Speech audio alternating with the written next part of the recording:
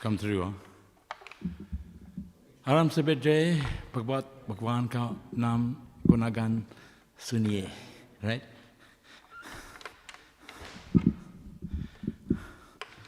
जय राधा माधव कुंज बिहारी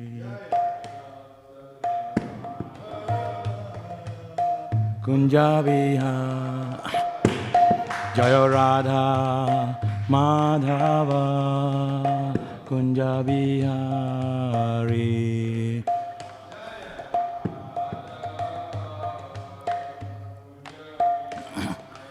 गोपी जन वल्लभ गिरिवरधारी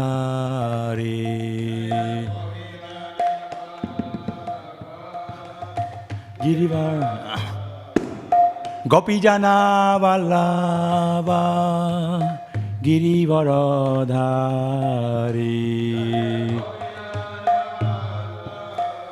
गोपी जना Jashodanandana Brajajana Ranjana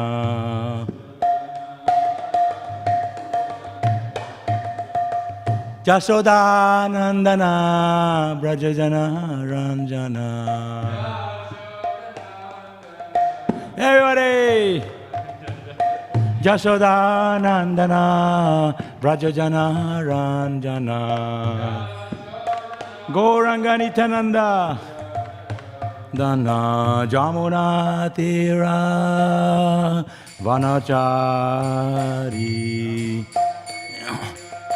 Vrindavan Dham Jamuna Tira Vanachari Vanachari Jayo Radha Madhava Kunja Bihari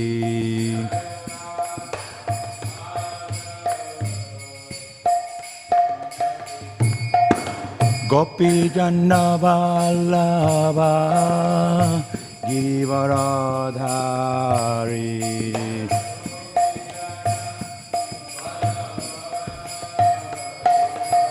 Gopi Janna Vallabha Girivaradhari Everybody! Girivara Jashodanandana Brajajana Ranjana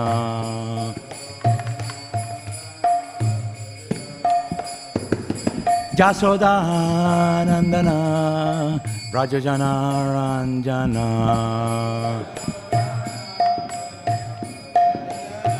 Jamuna Tira Vanachari Jamuna Tira Vanachari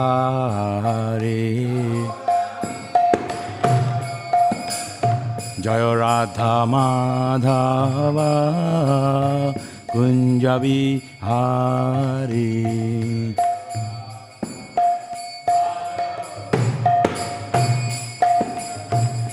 Jaya Radha Madhava Kunja Bihari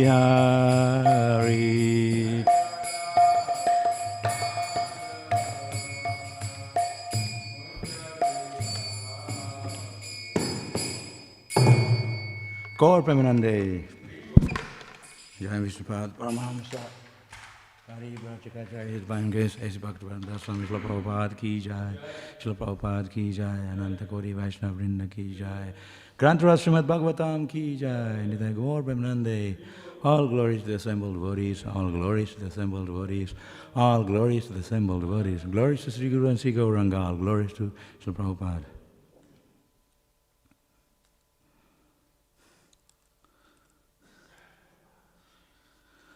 Om Namo Bhagavate Vasudevaya Om Namo Bhagavate Vasudevaya Om Namo Bhagavate Vasudevaya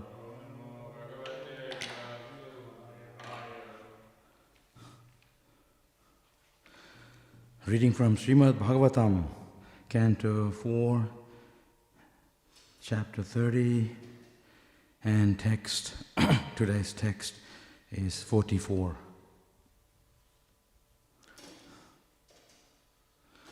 Atha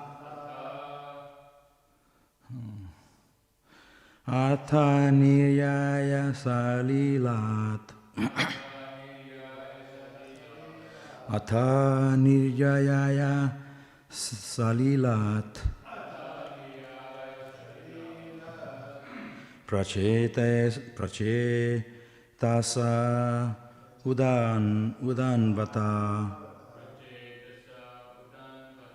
prachetasa udanvata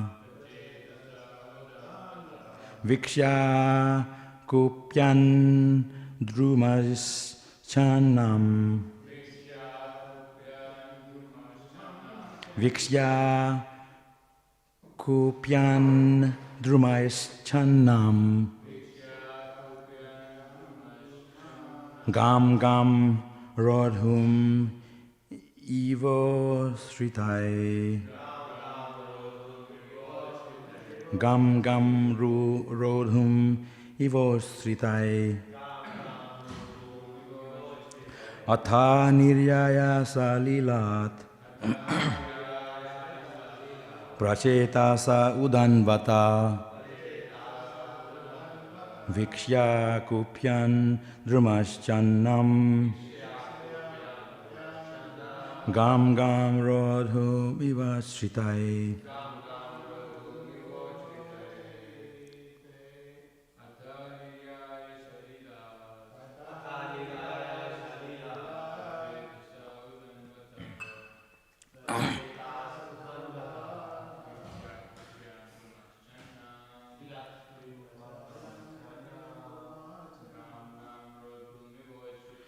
Gam gam rodhu vivasritai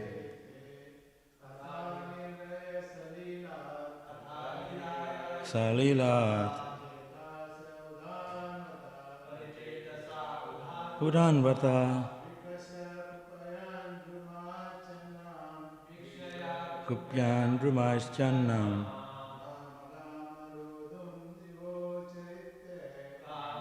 Rodhum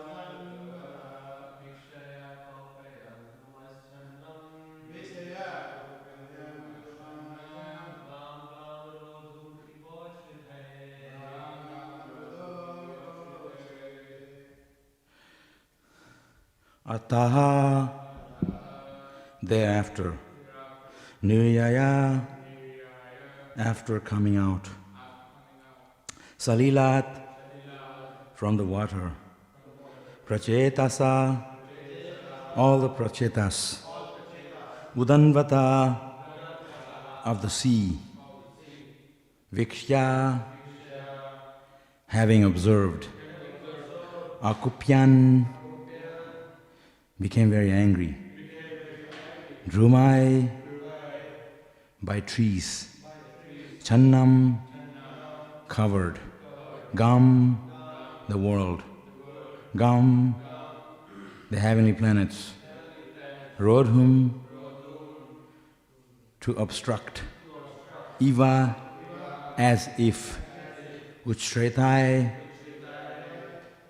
very tall. Translation by and purport by His Divine Grace Bhaktivedanta Swami Prabhupada ki jai. Thereafter, all the prachetas emerged from the water of the sea, and they then saw that all the trees on land had grown very tall, as if to obstruct the path to the heavenly planets. These trees had covered the entire surface of the world. At this time, the prachetas became very angry. Purport. King Prachina Barisat left his kingdom before his sons arrived from their execution of penance and austerity. The sons, the prachetas, were ordered by the Supreme Personality of Godhead to come out of the water and go to the kingdom of their father in order to take care of that kingdom. However, when they came out, they saw that everything had been neglected due to the king's absence. They first observed the food. Food grains were not being produced and there were no agricultural activities. Indeed, the surface of the world was practically covered by very tall trees. It seems as though the trees were determined to stop people from going into outer space to reach the heavenly kingdoms. The Prachetas became very angry when they saw the surface of the globe covered in this way. They desired that the land be cleared for crops. It is not a fact that jungle and trees attract clouds and rains, because we find rainfall over the sea. Human being can inhabit any place on the surface of the earth by clearing jungles and converting land for agricultural purposes. People can keep cows and all economic problems can be solved in that way. One need not only work to produce grains and take care of the cows. One need only work to produce grains and take care of the cows. The wood found in the jungles may be used for constructing cottages. In this way, the economic problem of humanity can be solved. At the present moment, there are many vacant lands throughout the world, and if they are properly utilized, there will be no scarcity of food. And as far as rain is concerned, it is the performance of yajna that attracts rain, as stated in Bhagavad Gita 3:14. Anad bhavanti bhutani parjanat anasambhava jagat bhavanti parjanya yajna karma samudbhava. All living bodies subsist on food grains, which are produced from rains. Rains are produced by performance of yajna, sacrifice, and yajna is born of prescribed duties. By performing sacrifice, man will have sufficient rainfall and crops. Very, very practical, actually. Vedic culture is very practical because it has to be practical. Human beings, we in this modern age, we make it very complicated, but actually human life is very simple. That's why Prabhupada used to say, simple living, high thinking. It's very simple. So, Śrīmad Bhāgavatam, the stories are explained very nicely to give guidance to the human society. The Prachetas, they are not ordinary. They are the son of Prachina Varishad, and they are all, working under the direction of Krishna. So they want to see the benefit of the people. They don't want tall trees and covering vast lands and mountains. They want land is there to produce grains for the survival of the human society. Just like in the city, we have parks. It's not that the whole city is parks. There are allocated areas where there's parks and there's residential areas, there's office areas, there's lakes, and everything is allocated exactly as required. So similarly, in the Vedic culture, the land, even today in India, if there's any vacant land, the government will take it if they don't use it, right? They have to use the land to grow food. If you own the land and you're not using, the government will take it if you're not producing anything out of the land. So, the vast land is there in the world. Some people say the world is overpopulated. That is total nonsense. Here you look at Australia, even here in the city, as soon as you leave the city, there's so much land. Heaps of land. India, same, heaps of land when you get out of the city. When you're driving you're on a train, there's so much land on both sides, vast land.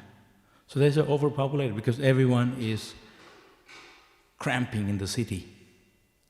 So the human society actually designed for God realization, but everyone is self-sufficient. Prabhupada explained in the modern age today, the world today is is suffering because everyone is too much self-centered. They're self-centered. Everything is for me, and they don't want to share with others.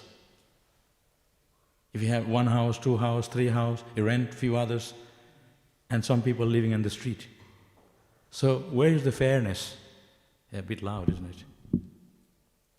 Everything is there, provided for. Just like the rain. Krishna is giving rain, plenty of rain. And it rains so much. But the earth, there's no sacrifice, there's no acknowledgement, there's no recognition of who is the creator behind. So the earth also is Bhumi Devi. She is devotee of Krishna. She sees so much sinful activities happening on the earthly world, in the planet, so she holds back the grains.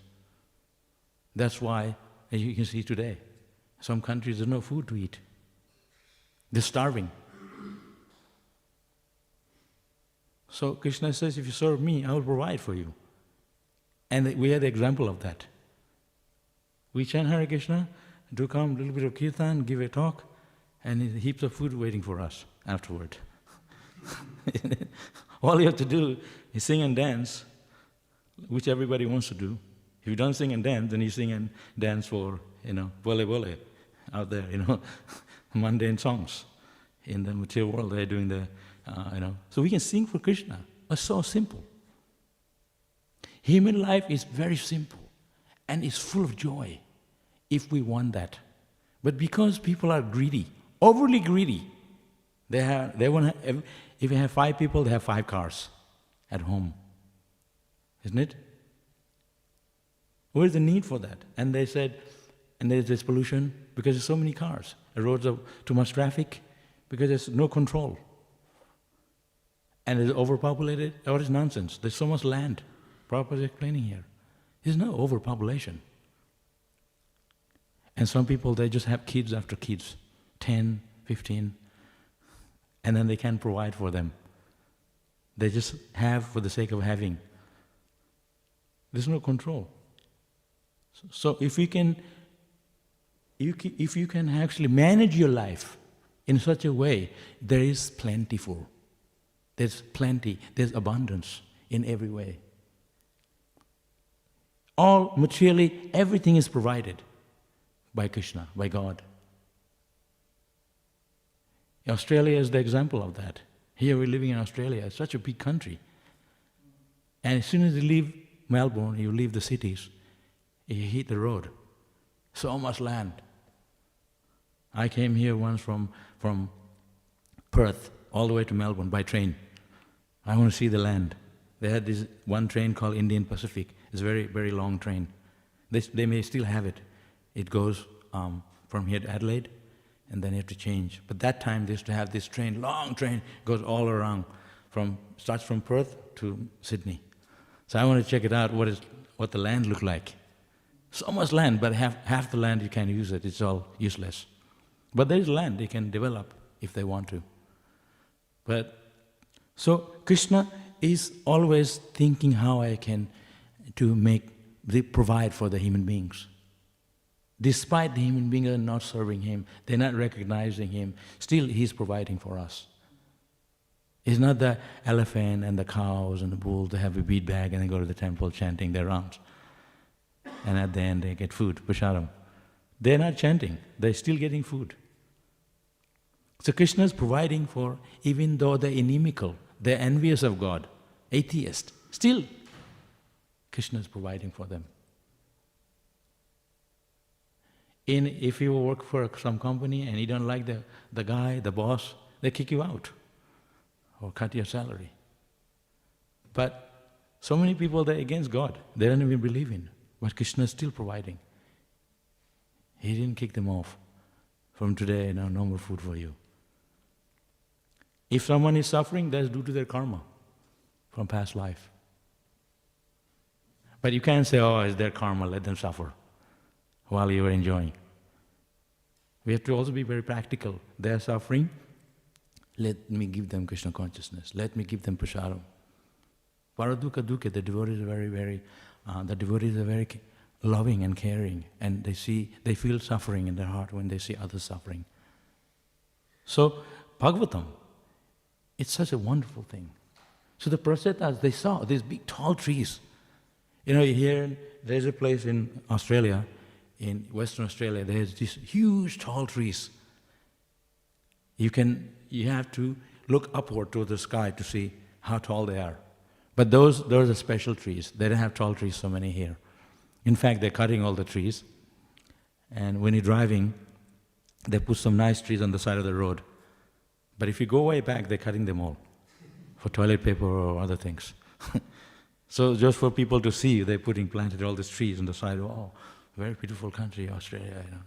The tourists, they're just checking it out. But they actually cut the trees. They regrow it. And they have forest national parks. But actually the whole country should be national park. They cut it all. Like hundreds of years ago, these cities were full of trees. They cleared it and they put cities all over the world. There's actually a book that tells you this city here used to be all this forest. So, in Bengal, they don't like to cut so many trees. When we lived in Shantipur, where I came from, that area is so full, very green.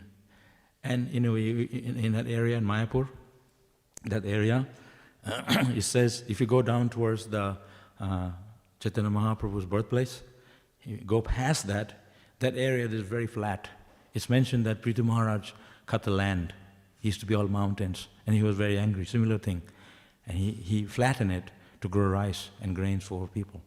That area, it's mentioned. Like if you go on parikrama, they will tell you that. So, a similar thing, everything has its place. So that area in Bengal is so lush and very green because the Ganges, they're flooding every year. And there's a lot of rivers. So they bring the fertilization onto the land. I never heard in Bengal that they're putting fertilization, because the land is so good. And they grow vegetables, it just grows really quickly if you plant a seed. So Vedic time, the earth was giving because people are religious. If you are God conscious, the same thing. If you are God conscious, He'll provide. Krishna will provide. The earth will provide. Everything comes on time. It's mentioned that in Satyuga, it didn't rain during the day. It rained at night because they didn't want to disturb the people. When people are sleeping, the rain would. Nobody would die before their actual time. Because people are religious. They live a full life. Now, if you tell that's a joke, everyone's dying early. You see this coronavirus, everyone's dying. Everybody's so scared of death. People are not scared of death because they know they're religious, they're God conscious, they're not worried. They're not in anxiety. Here in Australia, they're also not worried. They don't care of death. They don't even bother to wear the mask. They say, it's not going to happen to me. They think they are invincible. But it's good to have the knowledge, to understand that when we have spiritual understanding, the knowledge, one thing to understand the knowledge, another thing is the realization of that knowledge. When you have the realization of the knowledge, then we know we're not afraid because we see Krishna's hand behind everything. A lot of people, I was speaking to this guy yesterday outside the gate for almost an hour. Arjun Sakar said, talk to this man. I ended up talking with him for an hour. So he was asking a lot of questions from Bhagavad Gita. Somebody sold him Bhagavad Gita and he's reading. So he was saying, I have many questions. So we were standing there and outside the door. It was like the Bhagavatam class, standing there for 1 hour. And he thanked me. He said, I told him, if you have any question reading our books, you may not understand on yourself, you can come and ask with, you can sit with, and after the lockdown is over, you can come and talk with us and we can discuss. So, book knowledge is one thing, but sometimes we still need to read, but sometimes we don't understand it, so then we can discuss we can clarify it. Srila Prabhupada, when he gave the Bhagavatam class, suddenly he used to ask the devotees, and they didn't know, and he would be very angry. You're distributing books, but you don't know the knowledge inside. You were meant to know, as well as we sell the books, but you also need to know what's in it. So he used to tell the devotees, you're distributing magazine and distributing Bhagavad Gita, but you don't know what's in it. So he used to suddenly ask them, what's this verse? And they go, oh, I may look up. That time they didn't have the Vedavase. They had to look up in the book. So it took some time. And Prabhupada would be very angry meanwhile. So, and I was talking about this in the Mayapur area. And when I first joined the Mayapur, and it was all this land, so much land, and now they have a city there. So if you go to Mayapur, you don't even know where you are, or how it used to be before. And you can buy like 10 kata, and land for very cheap. Like, if you're spending 500 rupees, you can buy so much land, 10 katas or more. Now, it's impossible. So that's how we bought all the land. We own the whole of Mayapur. All the areas, the local people own the land there. Some people didn't want to sell it. So our idea was to buy all the land, and in the middle there's one land that the landlord didn't want to sell it. But they had no option. They had to, because all the land around it belonged to ISKCON. So they had to end up selling it. So that's how we have all the land. The whole of Mayapur belongs to ISKCON, practically.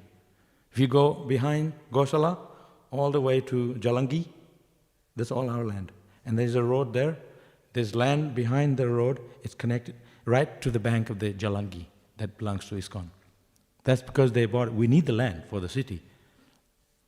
And if you go towards like Jagannath Temple, all that open area, it used to be all field. Like if you're in the long building, right from back of the long building, you can see way, way back, all fields. Now, of course, it's all buildings. But we have land all the way up to Jagannath Temple and right to the Ganges. And there used to be a lot of problems in the beginning days by the Gundas. But ISKCON is very powerful in Mayapur. We're bringing tourists, we're bringing money into India. So we have the support of the government. And after this new temple will be built, they will have to build an airport for sure. How are people going to come there? Biggest temple in the world. And how are they going to get to? We all go to India from here. It might take 10 hours. And I was going from Hong Kong to Calcutta, 5 hours flight, and 4 hours to Mayapur.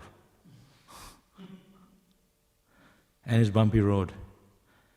So they have to build to make life easier for the tourists to come to Mayapur. It's going to happen after a while. So my point is that, Chaitanya Mahaprabhu's mercy, we have the Krishna consciousness made easy for him, for the people of the world. And now there's food shortages. But there's no food shortage, actually. And I was thinking the other day, here in Melbourne, the kitchen is so much food. It's more than even before, because they're giving out, the councils donating. We don't even know what to do with it. The Prabhu was saying, please take some home, and this lemon, there's so much lemon, and apples, nobody wanted to peel and cut it because there's a lot of work to do it. So they're ending up spoiling it. There's so much food. And those places like desert, the Middle East, Yemen, those kind of places, there's desert area, you can't grow much. But actually, it's mentioned those kind of places are sinful. You're born in that place, is from your past karma. So there's no food there. Of course, all the oil they're selling, that brings the money, but artificial money. Ultimately, you can have a lot of money, but if you don't have food, water, what's the use? You can't sit down and give me a big, huge silver plate or full of money. You need rice, dal, sabji, chapati, grains, milk products. You can't eat money. So ultimately, Prabhupada mentioned here, all the problem is solved. Agriculture, cow protection from land. The Indian people, they all know this. They said the real asset is land. So they always buy land, real estate. Oh, Prabhu, buy land. Then land, you can build a house on it. You have a land, that's where you have everything. Isn't it? You can survive somehow if you have land. And this is what the Vedic culture. The sadhus, they lived in the Himalaya, they lived in the mountains. They didn't need much. They wore the bark of the tree, water from the river, and grains from the field, milk from the cows. What else you need? Take bath in the river. And the Madajis, they used to wash their hair with clay as shampoo. You know that? Very long time ago. The clay is so good. Really good clay, it has antiseptic. It can, in fact, that area in Mayapur, the Ganges, that clay, if you put on your skin and you dry, you sunbathe. When it's dried, it abstracts your poison out of the skin. It has the antiseptic. It's very clean. And actually some places they have facial, they use mud. And pay so much. But in India, originally, Vedic time, they knew what to do. They were, now it's all locked down, how to get food and economy. They weren't worried. Some people in a village in India, they don't even know what's happening in the world. Isn't it? They're used to living from land. They still today. Somebody told me, I heard, even some English guy, they go there, they collect the taxes. They think they still ruled by the British. The villagers, they didn't know that they are independent. And I heard somebody was saying some time ago. So people are so innocent. And I remember, even when I lived like young in our villages, we didn't have so much. We have very simple life. Every day, lunchtime, you have 5 sabjis. 5 sabjis. Rice, dal. In Bengal, we didn't eat chapati. So they had so much food. And they didn't have too many pots to cook. Just 1 or 2. They'd cook, transfer, use the same pot to cook next preparation. They come up with so many preparation. And they didn't go to the supermarket to buy it. They grow it there. They go to the bagun, eggplant, some spinach, data, the long spinach, and the murangakai from the tree, and this and that. They had so much sabji. Paneer, we had cows.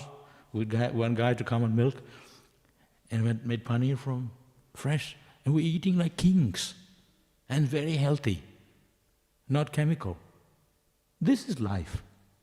This is enjoyment. Life is full of enjoyment. We don't know how to enjoy life. We want to work, go to the office, foam at the mouth, get the bill, and go to the supermarket. They think, supermarkets are everything. They don't know, it's all coming from the field. Isn't it? So, people don't have to worry about anything in life if they knew how to live a good life. All you need have land, just like Prabhupada says here. Land, cows, that's all. They had, in America, some years ago, we have a farm in Philadelphia, Gitanagari. You heard of Gitanagari farm? And we have cows. So the devotees made milk sweets. Western people, they have no idea. They make some milk sweets, maybe, but we have, sandesh, barfi, rasamalai, and sweet rice, so many. And they had a competition. How many preparation you can make from milk. And they only make it like cheese and a few other things, feather cheese. So ISKCON, Hare Krishna, we won the medal for coming up with so many preparations out of milk. They were like shocked, so many things. Burfi they ate, they said, wow, my God, this is caramel, out of milk, So Vedic culture gives us so much direction for living a good life, if we know how to. They don't know how to enjoy. They think drinking beer and then getting a headache, next day, headache all day, and vomiting, this is enjoyment. We get up and we have a cup of hot milk. All of us brought up on milk, not on beer. So milk is what we need for protein. Even now I drink milk. They said if you get older, milk is hard to digest. But I don't care, I still drink milk. You can put some water in it. And if you don't eat anything, any grains or anything, just drink milk, you'll be fine. Because when you drink milk and eat roti, this, that, khichdi, that's all hustle-bustle in your stomach. It'll become khichdi with milk. But if you only take milk, maybe a piece of cookie or something, you won't feel sick. Because when you put other things, it will curdle in your stomach. Milk has to be taken on its own, or banana, something similar. So everything has a perfect way to live a good life. You know, I was talking to people in villages. This disease, coronavirus, they don't even know what it is. They don't even know. They're not worried about it. You see the people, they go to the work every day, here in the city. You go to any time, you go to the clinic. There are always these respectable people with suit and tie waiting to see the doctor. Every week. They have so much stress, so much workload, that they're always feeling sick. And you go to villages in India, they don't never go to see the doctor. They're working very hard. And they have a good life. This is what the Vrindavan, the gopis and the gopas mentioned, that they worked all day and night, and at night it was sound asleep, because they work very hard. And they are not scholarly people. They just know Krishna is their supreme. It's all based on love for Krishna. Ultimately, that's what it is. In our case too. And it's going to come to that. This modern civilization is going to crumble, and it is crumbling. This year is an example of that. It's crumbling. It has to go back to the Vedic ways. You can have so many houses, so much money. Yesterday we were talking about how they're going to, if there's no money. Already many people, some companies, supermarkets, they don't want you to have money because it might have wires on it. They're using a key card, bank cards, to press on the thing. And previously they didn't actually have money. They had gold coins. Silver coins, gold coins. But, like I was saying, so Vedic culture is superior to any modern civilization. That's it. They didn't have to worry about anything other than just chanting the holy name and doing Sankirtan. The Brahmacharis, the Brahmanas, they do puja, they do ceremonial work, worship the deity. That is their service. Government would take care of them. Brahmacharya, Grihastha, Vanavas, Sannyas. Sannyas travel and preach. Now if you're a Grihastha, you're a Pujari, you still have to work because the government don't recognize the Vaishnavas. Everybody's Sudra. Government would make sure the religious places are taken care of. That's their first priority. The Brahmanas are amply given donations and food. Even today in India, the Brahmanas, they used to do all the pujas and stuff, they give them bags of rice, money, right? And stuff, they go away, they can't even carry it. They said, oh no, what happened to me if I become a Hare Krishna? God will take care of you. You have to. There's the guy, he used to kill people, and Narada Muni came and he told him, you're killing all these people. You have to suffer for this. Yeah, you're entitled to karma. He said, I don't believe all that. I have to support my family. Then Narada Muni said, with his power, he told him, see, all these animals that he killed, they are torturing you in your next life. He can see it, because his mystic power, he can show him that. He said, so then what do I do? Maybe my family, my children, wife, they will take some of my karma. He said, I don't think so. You can go and ask them. So he went and he asked his wife, I'm providing for you and taking care of you. I have to work so hard and kill so many animals. Would you share some karma? He said, no, wait, that's your job. Karma, forget it. You're supposed to feed us, but not when it comes to karma. That you have to take that. And then he asked children, they said the same thing. He came back and he surrendered to Narad Muni. Narad Muni said, you have to throw your bow and arrow if you want to serve Krishna. And he built a tulsi plant and he would chant Ram. And he was so sinful he couldn't pronounce Ram. So he had to make him how to pronounce the Ram. So he was chanting Ram, Ram. And then people near the villages, they heard this guy. He used to kill animals and leave them half dead. Now he is chanting Ram. He's become a sadhu. And they were amazed. So they said, wow, how can this be possible? And they were bringing food and grains and all kinds of things. He had so much, he had to open another hut. He had one hut to chant Ram, another Tulsi, another hut to go down to put all his food. He had so much food to eat. He didn't know what to do with it. Then we had to open the Food for Life. So we're saying that if you chant Hare Krishna, if you serve Krishna, Krishna will provide. We don't have to worry. And Srila Prabhupada had this faith. In the beginning days when Prabhupada was in America, he had nothing. No money, no friend, no food to eat. Prabhupada was never ever, he always determined. He never let himself down. He said that Krishna is there with me. My Guru Maharaj is there with me. He had faith. He told his disciple, go to London, go to here and open a temple. He said, Prabhupada, I have no idea. I don't have the money. I had no idea how to open a temple. He said, don't worry, you go there. Krishna will help you. Have faith. This is what's required. So Prabhupada knew that if you surrender, Krishna will provide. Right now, everybody's so worried. Oh, economy is finished, and how I'm going to survive. Hare, we don't even know how long we're going to live.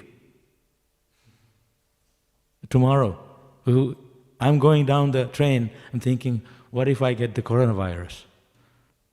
People are sneezing and stuff. I'm thinking. I'm not thinking, oh, I'm invincible, I'm chanting Hare Krishna, Krishna is going to protect me. Of course he is, but we still need to take precautions. Krishna is protecting us, always. But we still need to be very practical and understand that I have this material body. But overall, underneath we know Krishna is always there to protect us. We're never worried.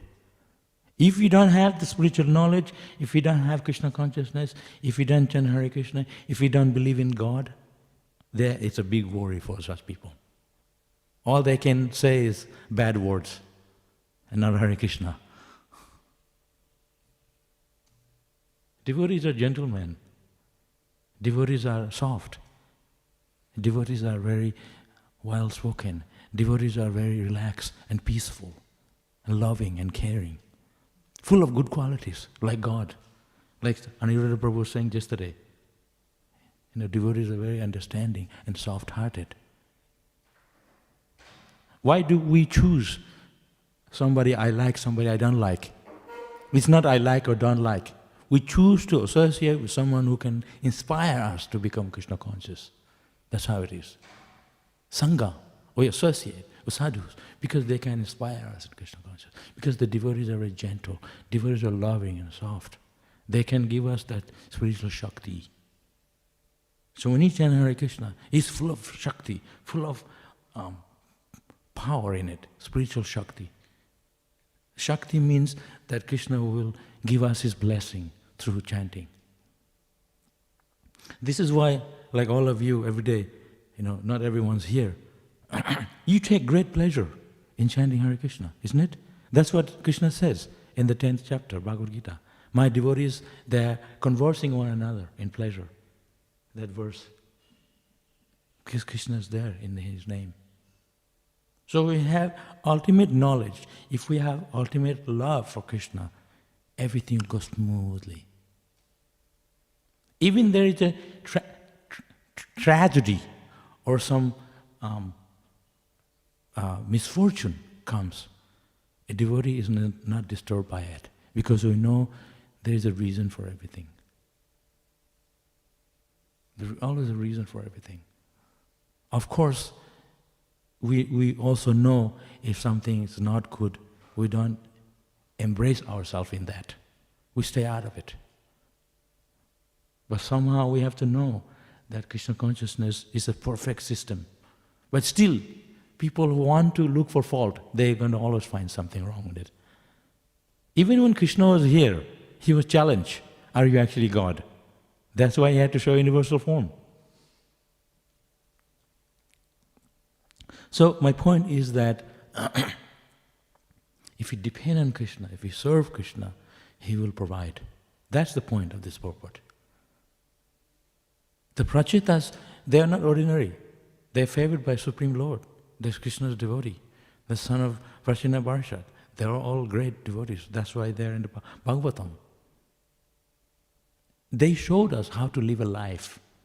Acharya is one who shows by his own example. He's a living example. He's a living legend in spiritual understanding. It's not that we are simply chanting Hare Krishna. We also know why we are chanting Hare Krishna. What is the knowledge behind? It's not that we are simply doing out of just because my parents do. Because we know that it is what we are supposed to be doing.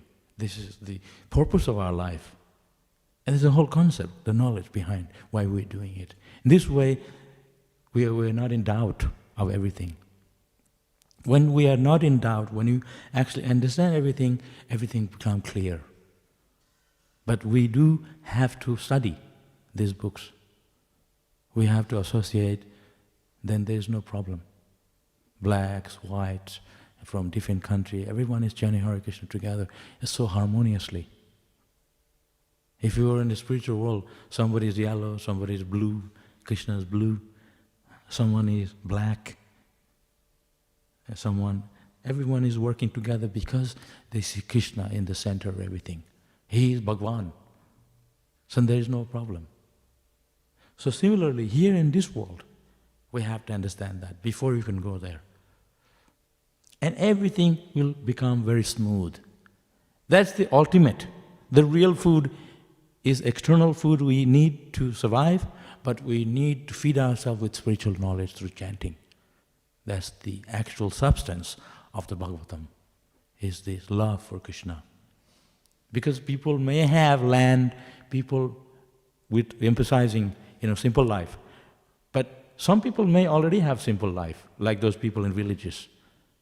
But they don't have love for Krishna. Monkey is also vegetarian. They can eat so many bananas a day. But they're always having intercourse. That's their real pleasure. That's monkey business, isn't it? So, answer to everything is to become a lover of Krishna through love, through knowledge. Even we are not even trying to tell people become a vegetarian. That is not the purpose of life. Elephant and lion, not lion, elephant and a horse and a donkey, a cow, so many species, monkeys, all vegetarian. Lions, they're not vegetarian, but they're eating meat, but then they have to take hours and hours to digest that. And they're lying down under a tree. They're not working. They're very tired. And you see all working animals, they're not tired. They're working. So if you eat meat, some people say, oh, I'm taking for protein. What nonsense. Like, you see the cows, they're very strong. They're working and working. Donkeys, they're putting too much load on their back, pulling. They're tired, but they can manage. So my point is that human life is not just meant for you can live a simpler life. Why do we need so much? Because we think we need. We don't actually need so much. He said, Mataji, sometimes they have 5 saris, 10 saris, even as devotees, so many saris, wardrobe, he wear one day, Janmashtami. That's okay for Krishna. And shoes, sunglasses. I just have one hat. He wear on festival day a silk hat. We don't do like that kind of stuff. You know what I mean? And you open your wardrobe. Today, should I wear this silk hat today? Tomorrow, next this hat. We have the same clothes. So we have to practice detachment. But it's not artificial. We know that these things that make me attached to it, so I better not do it. We always see what's going to please Krishna. This is so fancy, I like it so much. Then you're becoming attached to your shirt more than you're attached to Krishna. Then we know we better give it up. Oh, I like this Mataji better, I don't like that one. This is going on. This is why the beautiful Matajis, they get married quickly. The ones that are ugly, they're left behind. Because everybody wants sense enjoyment. But it's not like that. There's my friend, Vasughosh Prabhu. He lives in Gujarat. Very nice devotee. He married that Mataji is just like, you don't even want to look at her. She is not very beautiful. But he married her. That's his choice. He said, so I don't become attached, so I can remain focused on Krishna.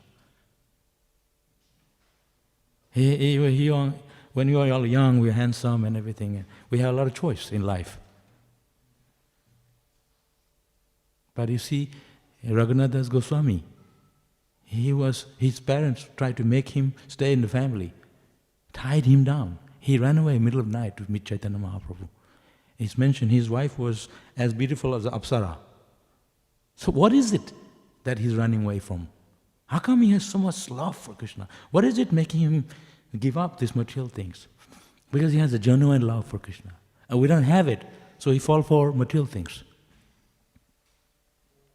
Simple. Try to see the consequences behind what we do.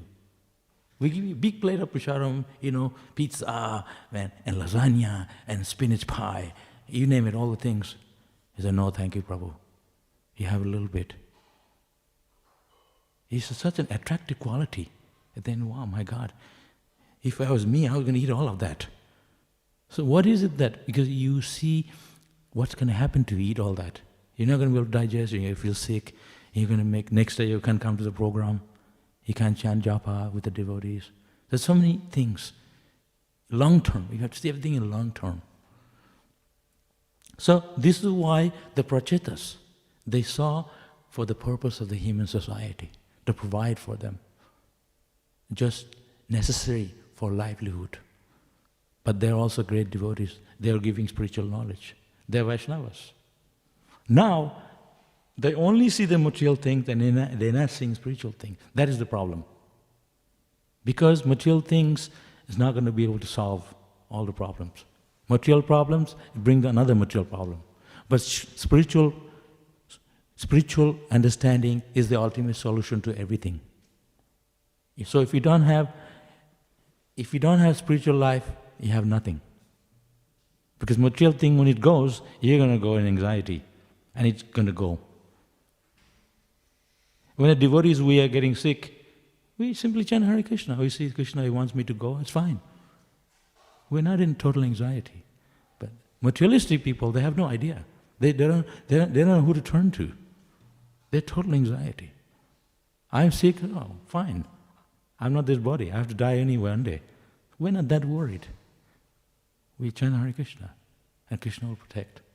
Of course, we have to do exercise to keep us healthy, but serving Krishna, that's the purpose behind. I was teaching yoga in China for 10 years. I gave it up. I thought these people are mundane. They want to be healthy so can have unlimited sense enjoyment. And I'm encouraging that. So I said, this is not a good idea. So I do exercise with devotees so we can be healthy to serve Krishna. That is the purpose. See Krishna behind. Without Krishna consciousness, it becomes very mundane. Even if it's Vedic, He's become Vedic nonsense. There is nothing with Krishna. Our whole idea of ISKCON society and Prabhupada is to propagate Krishna consciousness, love for Krishna. That's all. Hare Krishna. Sometimes I speak too much, like if I don't stop on time, I can go on for hours. I had trouble speaking when I first came here because for 15 years I never can speak like this because I had a translator because in those countries. And so when they're translating, I'm thinking.